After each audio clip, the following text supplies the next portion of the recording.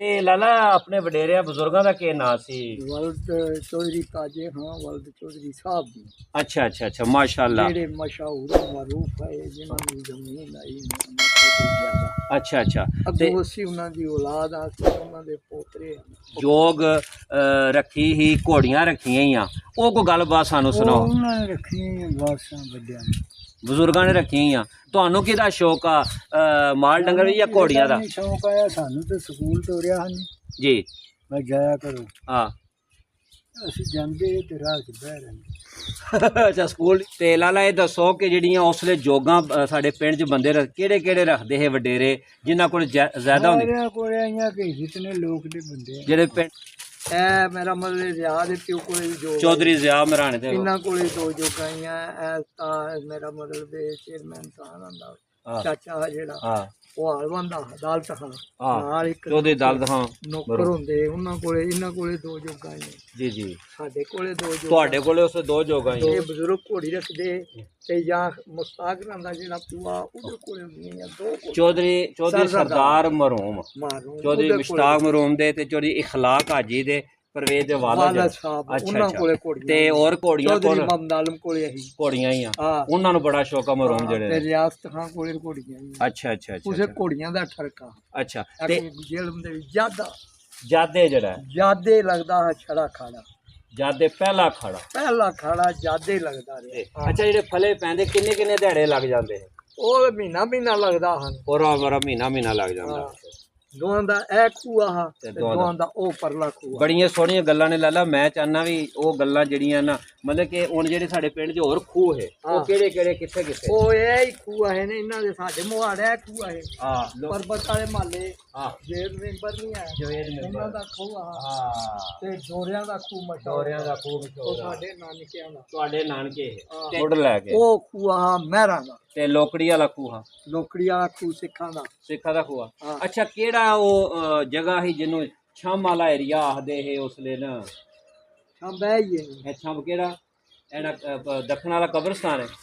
ਹਾਂ ਕਬਰਸਤਾਨ ਦੇ ਪਰਲੇ ਪਰਲੇ ਕਬਰਸਤਾਨ ਦੇ ਪਰਲੇ ਚੰਦੂ ਵਾਲੇ ਪਾਸੇ ਆ ਇਹ ਛੰਬ ਇਹਨੂੰ ਛੰਭ ਆਖਦੇ ਛੰਬ ਅੱਛਾ ਅੱਛਾ ਹਾਂ ਇਹ ਕਿਹੜੀ ਗਾਂ ਹੈ? ਗਲਾਤੀ ਵਲੈਤੀ ਗਾਂ ਹੈ ਮਾਸ਼ਾਅੱਲਾ ਕਿੰਨਾ ਦੁੱਧ ਦਿੰਦੀ ਹੈ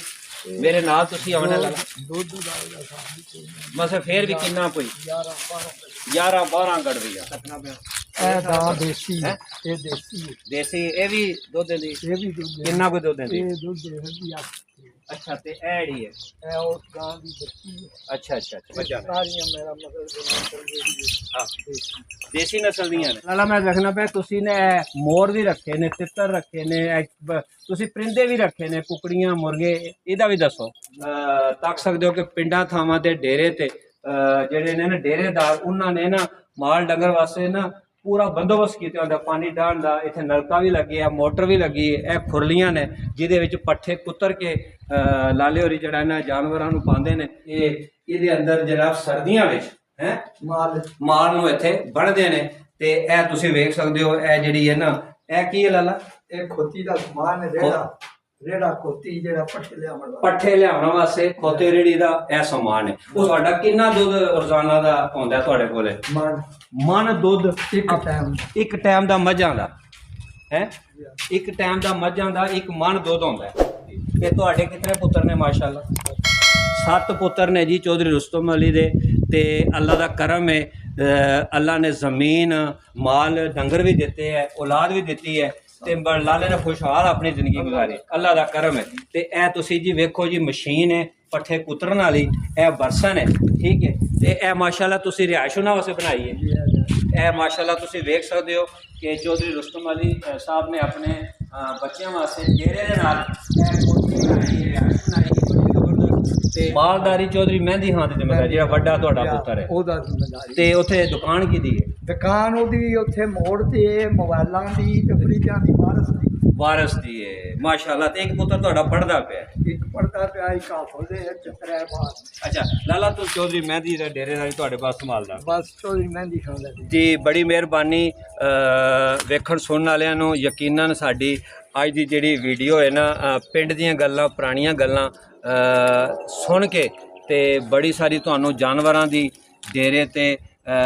ਕੀ ਬੰਦੋਬਸਤ ਹੁੰਦਾ ਮਾਲ ਵੇਸ਼ੀ ਸੰਭਾਲਣ ਦਾ ਤੇ ਪਿੰਡ ਵਿੱਚ ਜੋਗਾਂ ਤੇ ਖਾੜੇ ਤੇ ਖੂਹ ਦੇ ਬਾਰੇ ਮਾਲੂਮਾਤ ਮਿਲੀ ਹੋਵੇਗੀ। ਤੇ ਮੈਂ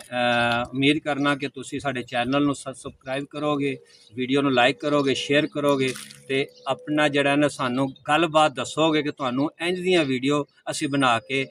ਲਿਆਵੀਏ ਤੁਹਾਡੇ ਸਾਹਮਣੇ। ਤੇ ਬਾਰਵਾਲ ਤਹਿਸੀਲ ਖਾਰੀਆਂ ਦੇ ਲਾਕੇਬਾਰ ਦੇ ਇਸ ਤੋਂ ਜਿੱਥੇ ਜਿੱਥੇ ਮੇਰੀ ਕੋਈ ਬੰਦਾ ਗੱਲ ਸੁਣਦਾ ਪਿਆ, ਅਗਰ ਉਹ ਸਾਡੇ ਚੈਨਲ ਨੂੰ ਪਸੰਦ ਕਰ ਰਿਹਾ ਸਾਡੀ ਕੋਸ਼ਿਸ਼ ਨੂੰ, ਤੇ ਸਾਡੇ ਨਾਲ ਰਾਬਤਾ ਕਰਕੇ ਸਾਨੂੰ ਆਪਣੀ ਗੱਲਬਾਤ। ਅੱਲਾ ਹਾਫਿਜ਼, ਬਹੁਤ ਸ਼ੁਕਰੀਆ ਲਾਲਾ।